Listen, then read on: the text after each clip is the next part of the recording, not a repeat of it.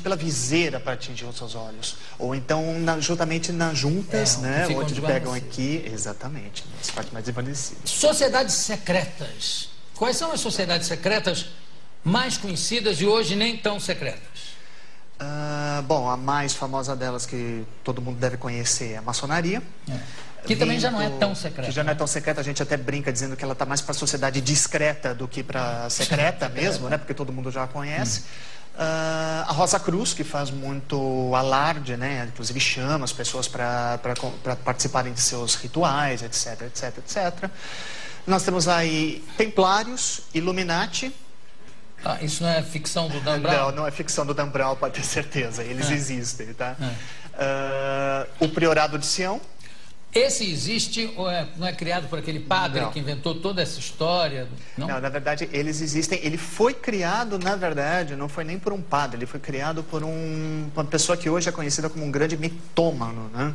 Aqueles caras que adoram criar os mitos. Isso, né? como é o nome? Me foge o nome dele. Pierre Plantard. Exatamente. Eu pensei que ele era pároco, que ele era... Não, a história do pároco é uma outra hisria que eles se apropriaram dela para criar o mito. Entendi. Da história de Sião. De Maria, da linhagem de Jesus com Maria, etc. Que etc. chega até, aliás, de Jesus com Madalena, né? Exatamente, com Madalena. E aí chega até a França e tem uma linhagem lá que vai dar na primeira dinastia francesa. A linhagem dos merovingios. Isso. Mas isso aí, quer dizer, todas aquelas provas que são apresentadas são todas forjadas, não é isso? Eu tive a oportunidade de estar em Paris e analisar dentro da biblioteca de Paris o famoso dossiê secreto que o Dan Brown tanto alega ser um documento histórico que provaria, inclusive, ligação de templários com o Priorado de Sião, etc, etc. Eu posso dizer para você com certeza, Jô, que não dá para você acreditar muito que aquilo é um documento histórico. Hoje eu tenho um certo olhar diferente para todos os documentos que me caem na mão, principalmente porque eu já sou editor de uma revista de história. Certo. Né?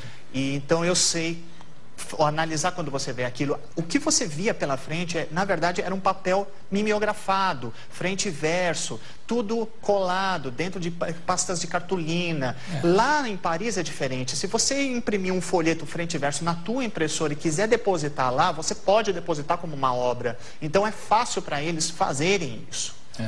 E mais tarde você acaba descobrindo o verdadeiro registro junto à prefeitura de Paris de quando começou, na verdade, o Priorado de Sião. O Priorado de Sião começou em 1955, mais ou menos. Então, foi realmente criado por esse Pierre de Plantard. Então, quer dizer, o Michelangelo jamais, o Da Vinci jamais poderia fazer parte... Muito difícil, muito improvável. Não havia ainda, né? Isso se você levar em consideração que existem outras sociedades secretas que dizem que o pobre Da Vinci foi membro delas, entre elas o Priorado, e falam um pouco também nos Templários, não, na Rosa Cruz.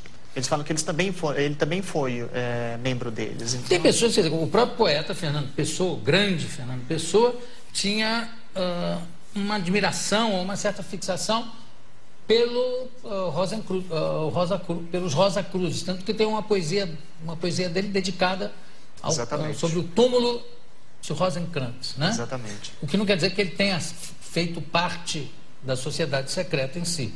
Ele teve ligações com Aleister Crowley, que era um mago inglês, mas que era fajutíssimo, né? Era um grande picareta, mas não se tem muita prova em relação a Fernando Pessoa pertencendo a esse grupo. Agora, você falou do Sião, como é? Do Priorado de Sião. Priorado de Sião, e você falou outra antes. Os Templários. Os Templários e os Illuminati. Os Illuminati. Quem são os Illuminati, afinal? Você é um Illuminati? Não, eu não sou um Illuminati. Aliás, o Pira é um Illuminati. Ele tem cara. Não, ele é um apagate. Vamos.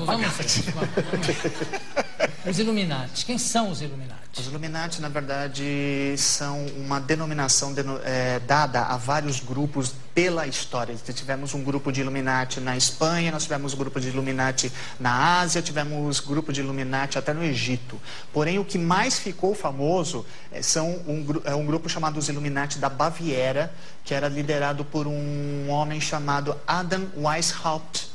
tá? Que ele sim pregava toda aquela coisa da mística dos Illuminati, de um governo único, uma moeda única, uma língua única. Era o mercado comum europeu. Hoje a gente sabe que isso, grande parte disso se tornou realidade, inclusive, né? Como o mercado comum europeu, como o Mercosul aqui, como vários outros grupos que aparecem pelo mundo todo. Mas o que havia de diferente, além desse projeto, no Illuminati? Tinha alguma coisa de violência? Tinha alguma coisa... Essa coisa que o Dan Brown usa tanto, né? Usa magnificamente, diga-se de passagem. O problema do Dan Brown é que a grande parte das fontes dele são muito mais voltadas à teoria da conspiração mesmo do que a fontes históricas, tá? A coisa do material que você usa, que você chega a ver algumas coisas dentro da internet mesmo que dizem de conspirações de Illuminati com extraterrestres, etc, etc, mensagens subliminares passadas no verso da nota de $1, etc, etc, etc. Eu não ponho muita fé nisso, não. Tinha uma mensagem secreta nas notas de cruzeiro, mas a mensagem se perdeu para sempre, junto com o cruzeiro. Quando foi se transformando cruzeiro novo, cruzado novo, apagou aquilo tudo. Porque cruzado tinha uma coisa de... Enfim, não vamos tocar nisso. Já estamos no real. Isso é secreto demais para se falar. Dessas sociedades, quais são as que permanecem realmente secretas? A gente tem hoje várias outras. Essas que eu citei logo de passagem são assim, as mais pop, por assim dizer, o pessoal que conhece bastante. Mas você tem... O Illuminati ainda é secreto ou não? Olha, essa altura do campeonato eu já não considero tanto secreto, principalmente depois que virou objeto do livro do Dan Brown, entendeu? Mas você tem outras mais estapafúrdias, por exemplo. Nós temos hoje em dia, o pessoal da plateia deve gostar bastante, uma sociedade secreta que só existe na França, para variar, acho que tudo de estranho vai para a França, né? Chamado Templo do Vampiro, por exemplo. Como é que chama? O Templo do Vampiro. E vocês já ouviram falar no Templo do Vampiro? Quem pertence? E que fala o quê? Que os vampiros... Existem. Eles têm um livro que chegaram a me mandar por correio, que é chamado de A Bíblia do Vampiro, onde eles adoram os grandes deuses noturnos que lhes dão poder.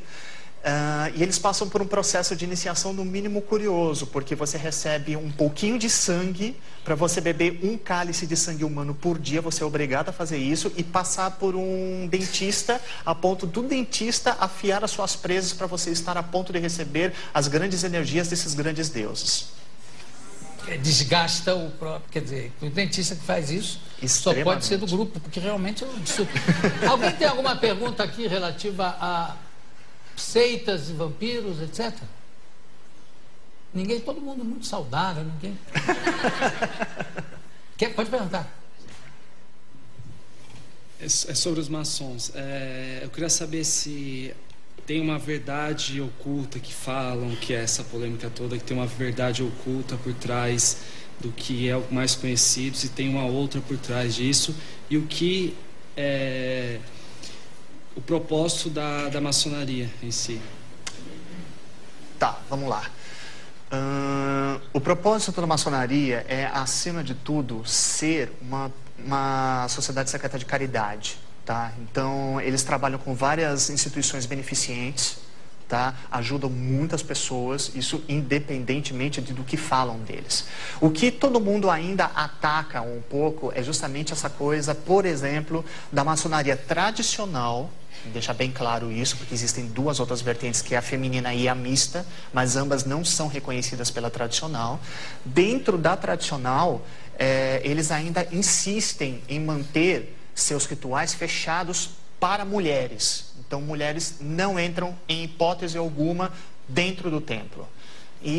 O propósito deles é sempre alcançar a perfeição espiritual, tanto é que eles fazem analogias com aquelas linguagens de pedreiro, né? Você entra com uma pedra bruta para depois se tornar uma pedra polida, ou seja, você vai fazer parte de uma grande construção para agradar o grande arquiteto do universo, que é Deus. né?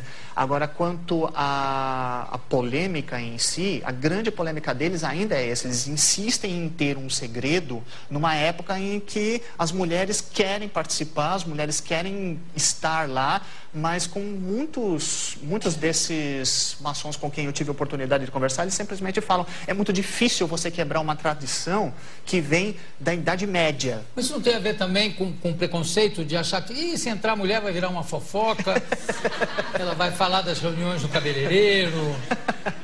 Olha, eu já conversei com maçons que falavam exatamente isso, que eles eram especificamente contra a entrada de mulheres, porque sabiam que mulher não sabe guardar segredos, segundo eles, tá? Segundo eles. Vê o que é o preconceito, né? Imagina, tá? Homem é muito mais boquerrota do que mulher, eu acho. É por essas e outras que eu não entro na maçonaria hoje. Para eles eu já sou considerado uma goteira. Né? Exatamente, que é como eles chamam as pessoas que revelam seus segredos. Tem mais alguém que quer perguntar alguma coisa?